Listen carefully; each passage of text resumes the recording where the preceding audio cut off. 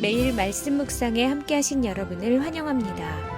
예수님의 사랑을 새기며 하나님의 은혜를 깊이 경험하는 시간 되십시오. 안녕하세요, 성도 여러분. 12월 11일 말씀 묵상 시작하겠습니다.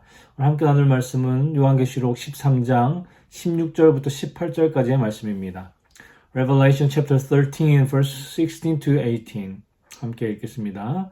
그가 모든 자, 곧 작은 자나 큰 자나 부자나 가난한 자나 자유인이나 종들에게 그 오른손에나 이마에 표를 받게 하고 누구든지 이 표를 가진 자 외에는 매매를 못하게 하니 이 표는 곧 짐승의 이름이나 그 이름의 수라. 지혜가 여기 있으니 총명한 자는 그 짐승의 수를 세어보라. 그것은 사람의 수니 그의 수는 666이니라. 제가 초등학생 때 주말마다 주말 밤이 그렇게 기다려졌습니다. 그 다음날 주일에 교회를 갈 것이 기대가 되어서 그랬다면 참 좋았겠지만 그런 건 아니었고요. 토요일 밤에 TV에서 방영했던 주말의 영화 때문이었습니다. 지금이야 영화가 보고 싶으면 인터넷으로 언제든지 어디서나 무료로 혹은 약간의 돈을 지불하고 볼 수가 있지요. 그런데 그 당시 TV에서 영화를 보려면 설이나 추석 같은 명절 때를 기다리거나 아니면 이제 곧 다가올 성탄절을 기다려야 했습니다. TV에서 영화를 볼 수 있는 기회가 1년에 서너 번 정도밖에 되지 않았죠. 그런데 토요일 밤마다 영화를 보여주는 프로그램이 생겼습니다. MBC 주말의 영화, 그리고 KBS 토요 영화. 아버지가 영화를 좋아하셔서 주말 밤에 영화를 보시면 제가 자다가 일어난 척 하면서 옆에 앉아서 같이 영화를 보았습니다. 대부분 보다가 지루해서 잠이 들었던 것 같은데 가끔씩 재밌는 영화가 있으면 끝까지 보곤 했죠. 사실 굉장히 오래된 추억이라 그때 무슨 영화를 봤었는지 전혀 기억이 나지 않습니다. 그런데 딱 영화 하나가 지금까지도 기억에 남는데요. 어릴 때 제가 이 영화를 보고 한동안 머리를 잘 감지 못했습니다. 머리 감는 것이 두려웠습니다. 우리가 머리를 이렇게 감을 때 이렇게 눈을 감아야 되지 않습니까? 샴푸도 뿌리고 또 물로 씻어야 되니까 눈을 감아야 되는데 눈을 감으면 그 영화에서 봤던 장면들이 떠올라서 머리 감는 것이 두려웠습니다. 무슨 영화였는지 궁금하시죠? 바로 오멘, 징조라는 영화입니다. 데미안이라는 이 한 아이 주변에서 악마적인 일들이 발생하는데요. 그 아이의 머리에 오늘 본문에 나오는 적 그리스도의 숫자 666이 새겨져 있습니다. 그래서 많은 사람들에게 666 악마에 대한 어떤 공포를 강하게 각인시킨 영화가 바로 이 영화 오멘이죠. 이 당시에 어떤 부모들은 6월 6일 6시에 태어난 자기 아이의 머리에 혹시 666이라는 숫자가 새겨져 있지 않을까 확인해보는 그런 해프닝도 많이 벌어졌다고 합니다. 이 영화도 그렇고 이 영화를 보고 자기 아이의 머리에 666이 있나 없나 확인한 그 사람들도 그렇고 모두 이 요한계시록에 나오는 666이라는 숫자를 문자적으로 해석한 것이죠. 그러나 반복적으로 말씀드리지만 요한계시록에 나오는 숫자들은 상징적인 숫자입니다. 요한계시록 7장에 나왔던 14만 4천이라는 숫자가 구원받은 하나님의 모든 백성을 상징하는 것처럼 666도 상징적인 의미로 보아야 한다는 것이죠. 이 숫자가 무엇을 상징하는지 알기 위해서는 12장과 13장을 함께 보아야 합니다.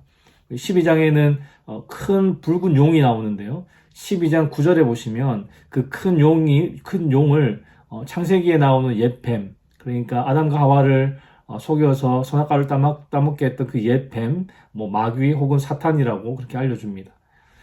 이 천사장 미가엘이 다른 천사들과 함께 이 용과 싸우는 영적 전쟁을 사도 요한이 보았습니다. 용도 자신의 사자들과 함께 맞섰지만 결국 패하고 지상으로 추방당했습니다.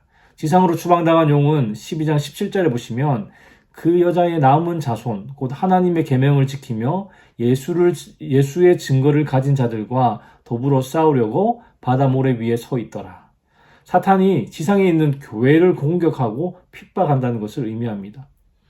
이제 13장에서 요한이 이 두 짐승에 대한 환상을 보는데요. 어제 본문에 나왔던 바다에서 올라오는 짐승, 그리고 오늘 본문 11절에서 18절에 나오는 땅에서 올라오는 짐승, 이 두 짐승입니다. 이 두 짐승은요, 용의 어떤 하수인이라고 볼 수 있는데요. 용으로부터 능력과 권세를 넘겨받아서 하나님의 백성들을 공격합니다.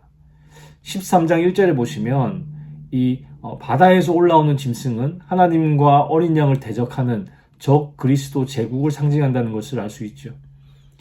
사도 요한이 살던 당시에는 로마 제국이 적 그리스도 제국의 모습을 보였습니다. 로마의 황제들은 자기의 권세 아래에 있는 모든 나라와 백성들이 황제를 주님, 그 Lord 혹은 하나님으로 부르게 했습니다. 그리고 그 명령을 거부하는 사람들, 즉 교회를 핍박했습니다. 이런 적 그리스도 제국은 당시 소아시아와 로마 제국에만 존재했던 것이 아니라 그 이후에도 2000년 교회 역사 가운데 항상 존재해 왔습니다. 지금도 마찬가지고요. 그 말은 지금도 이 바다에서 올라오는 이 짐승, 적 그리스도 제국이 영향력을 발휘하고 있고 예수님의 재림이 가까울수록 더 심하게 하나님의 백성들을 핍박할 것이라는 의미입니다. 오늘 본문은 땅에서 올라온 짐승에 대해서 설명하고 있는데요. 11절 말씀을 함께 읽어보겠습니다. 11절입니다. 내가 봄에 또 다른 짐승이 땅에서 올라오니 어린 양같이 두 뿔이 있고 용처럼 말을 하더라.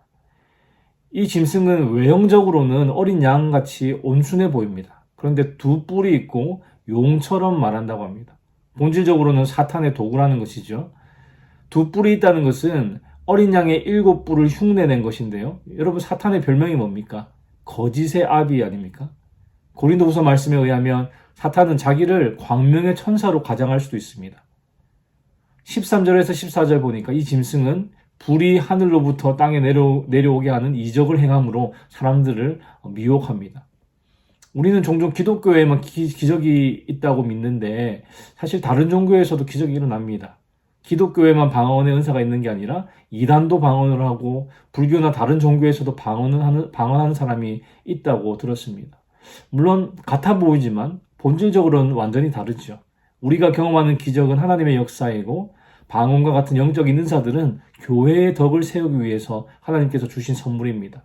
그러나 하나님 외에 다른 신을 섬기면서 경험하는 기적과 영적인 은사들은 모두 사탄의 역사인 것이죠. 사람의 눈으로 볼 때는 별 차이가 없습니다. 그러나 성도들은 영적으로 그것을 분별할 수 있어야 합니다.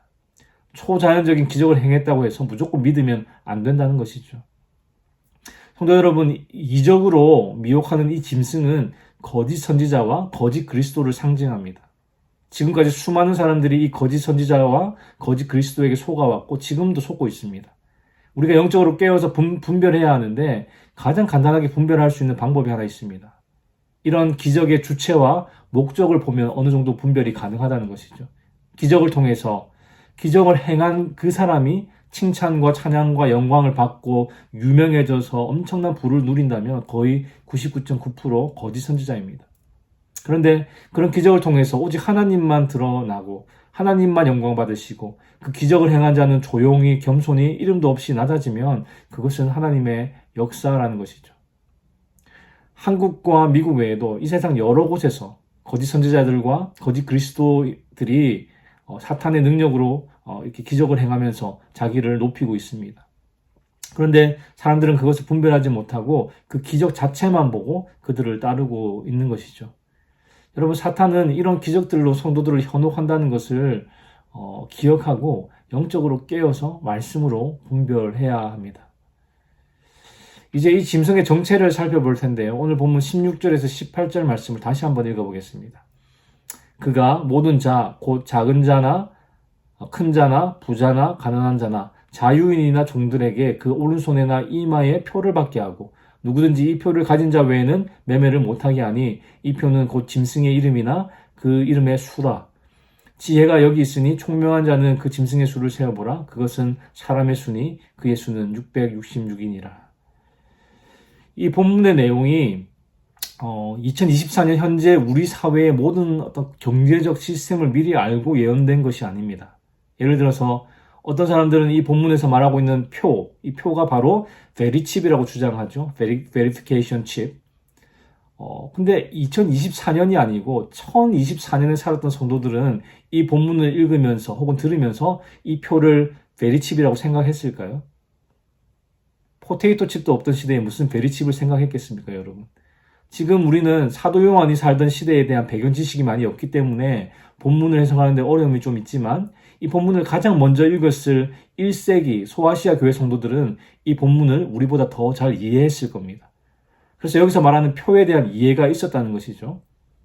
국가나 제국 내에서 사람들에게 표를 받게 하는 것은 이 당시 사람들에게 익숙한 일이었다고 합니다. 예를 들면 이집트에서는 그곳에 사는 유대인들의 인구를 조사하기 위해서 술의 신 디오니소스를 상징하는 담쟁이 잎 모양의 낙인을 찍도록 강요했다고 합니다.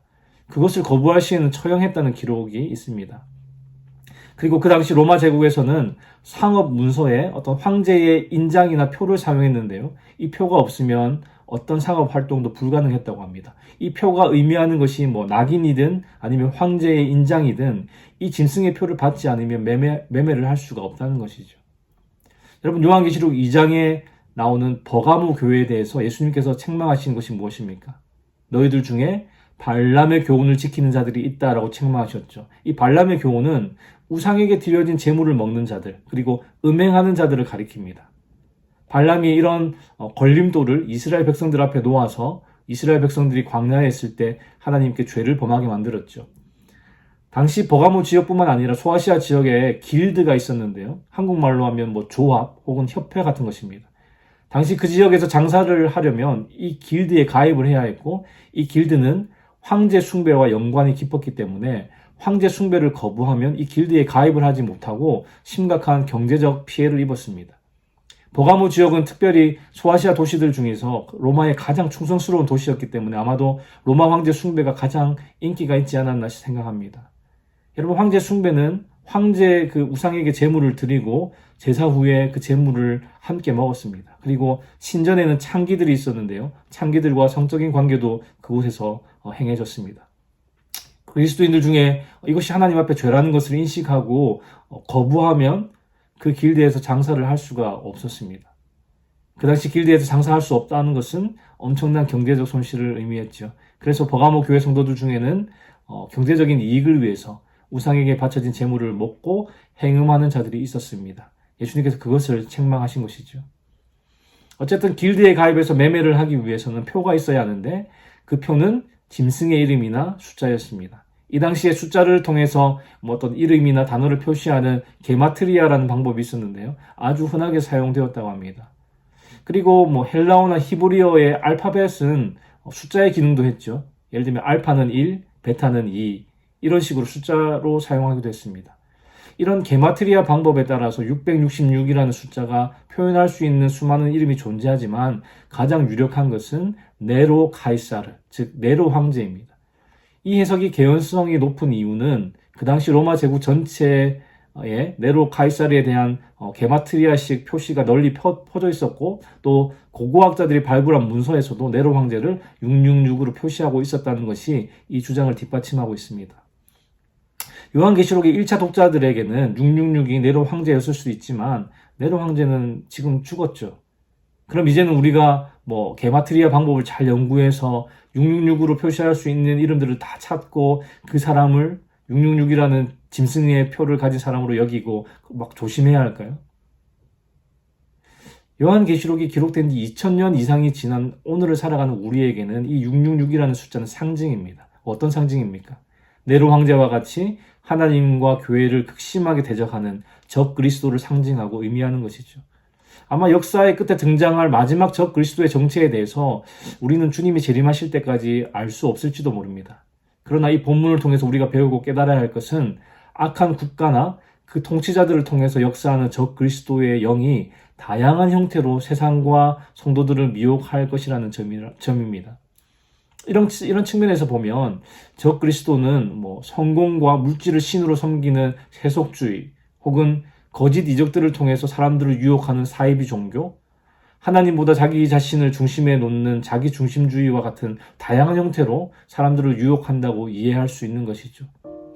사랑하는 성도 여러분, 오늘 본문에서 볼 수 있듯이 사탄은 우리의 생존권을 빌미로 악한 세력에 굴복하도록 만듭니다. 1세기 당시에 로마 황제를 숭배해야지만 로마 황제의 표를 받아서 매매도 하고 잘 살 수 있었던 것처럼 말이죠. 그런데 여러분, 결국 이것은 마귀의 속임수에 불과합니다. 하나님은 공중의 새와 들의 백합화도 돌보시는 분이라고 성경은 말씀하죠. 경제적인 어려움과 위협에도 불구하고 하나님은 우리의 삶을 책임지실 것입니다. 사탄은 교활한 방법으로 밤낮 없이 우리를 공격하겠지만 말씀과 기도로 날마다 깨어서 마귀의 유혹과 협박을 이겨내는 저와 여러분들의 삶이 되기를 주님의 이름으로 축원합니다. 기도하겠습니다. 하나님, 오늘도 말씀으로 우리에게 교훈 주시니 감사합니다. 지금도 세계 곳곳에서는 하나님과 교회를 극심하게 대적하는 적 그리스도들이 있음을 봅니다. 주님을 믿는다는 이유로 박해를 받고 경제적으로 불이익을 받기에 어쩔 수 없이 믿음을 버리고 짐승의 표를 받는 자들도 있습니다. 비록 우리가 사는 곳에는 그런 어려움은 아직 없지만 오히려 적 그리스도의 영이 세속주의, 사이비 종교, 자기중심주의와 같은 다양한 형태로 유혹하는 세상 속에 살아가고 있습니다. 주여, 악한 마귀는 지금도 오는 사자처럼 두루다니며 삼킬 자를 찾지만 말씀과 기도로 늘 깨어서 마귀를 대적하는 우리 모두가 되게 하여 주시옵소서. 주님, 오늘도 주께서 주시는 힘과 은혜로 살아가기 원합니다. 주의 도우심으로 승리하는 하루 되게 하여 주시옵소서. 감사를 드리며 예수 그리스도의 이름으로 기도하였습니다. 아멘. 수요일 기도 제목으로 함께 기도하시겠습니다. 교육부 및 청년사역을 위해 기도하실 때 영아부, 유아부, 초등부, 중고등부 교회학교를 통해 어릴 때부터 아이들이 복음을 만나도록, 그리고 대학부, 청년부, EM사역을 통해 영적 부흥이 일어나도록 기도해 주시기 바랍니다. 그리고 구역 예배를 위해 기도하실 때에는 우리 구역장님들이 예배를 성령 충만함으로 인도하도록, 구역장님들이 그 섬김을 통해 각 개인이 먼저 은혜와 복을 받도록 기도해 주시기 바랍니다.